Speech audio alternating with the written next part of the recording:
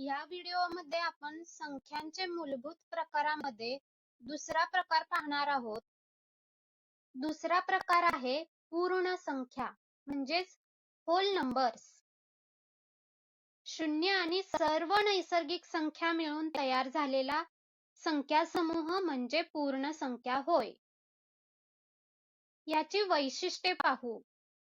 वैशिष्ट्य नंबर 1, पूर्ण संख्या कॅपिटल W या अक्षराने दर्शवतात. वैशिष्ट्य नंबर 2, पूर्ण संख्यांमध्ये शून्य व सर्व धन नैसर्गिक संख्यांचा समावेश होतो, जे की आपण व्याख्येमध्ये पाहिलेले आहे.